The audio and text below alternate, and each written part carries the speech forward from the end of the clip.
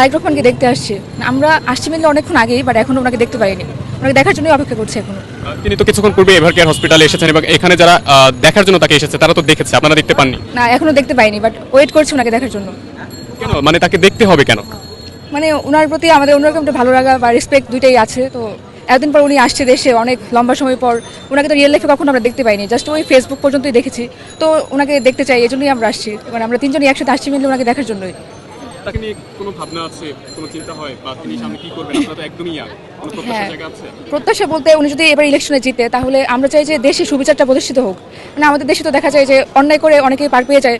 তারপর এই যে এত মানে খুন খারাপি হচ্ছে, অপরাধীরা হচ্ছে দেশ ছেড়ে পালায় যাওয়ার সুযোগ পাচ্ছে। এই সুযোগ যদি না পায়, দেশে যাতে সুবিচার প্রতিষ্ঠিত হয়, এটাই আমাদের মেন দাবি। আর মানুষের জীবনের নিরাপত্তা নিশ্চিত হোক, কারণ আমাদের দেশের ছেলে মেয়ে কারোই এখন নিরাপত্তা নাই। আমরা চাই যে আমরা জাস্ট হচ্ছে নিরাপত্তা চাই দেশের মধ্যে, এটাই হচ্ছে আমাদের মেন দাবি। আর তো শিক্ষা চিকিৎসা সবকিছু উন্নতি হোক, এটাই আমাদের মানে আশা প্রত্যাশা সবটাই। আপনিও ইয়াংদের ভিতরে একজন, তারেক রহমানের কাছ থেকে কি প্রত্যাশা করছেন? ফার্স্ট অফ অল এটাই বলবো যে thank you sir for coming and we expect a lot from him. আসলে দেখতে আসছিলাম, খুব কিউরিয়াসিটি কাজ করতেছিল যে স্যারকে একবার দেখবো।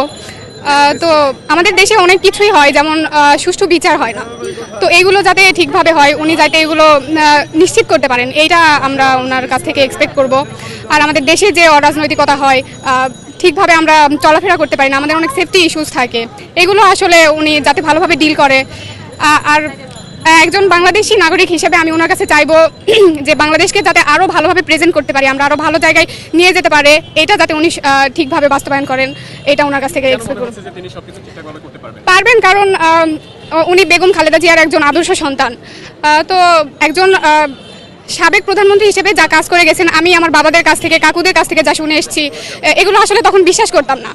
তারা বলতো, অনেক কিছুই বলতো, বাট তাদের কাছে শোনার পর থেকে মনে হতো যে তারা দেশকে অনেক ভালো জায়গায় নিয়ে গেছে, আরও করতে পারতো। বাট মাঝখানে দীর্ঘ 17 বছর যে একটা অনেক লম্বা একটা টাইম ছিল, ওনারা কিছুই করতে পারেননি বা দেশের বাইরে চলে যেতে হয়েছে। তো এতদিন দীর্ঘ 17 বছর পর আসার পর এইটাই এক্সপেক্ট করবো ওনার থেকে, যে যাতে যেই কাজগুলো ওনারা করতে পারেননি, যা করলে দেশের অনেক উন্নয়ন হতো, এগুলো যাতে তারা ভালোভাবে নিশ্চিত করে। আগামীর সময়টা বা আগামীর বাংলাদেশটা আপনাদেরই।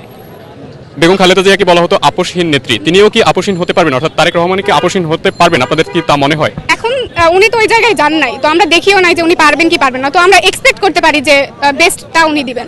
আপনার কাছে কি মনে হয়? আমার কাছে এটাই মনে হয় যে উনি ওনার বেস্ট ট্রাই করবে, যে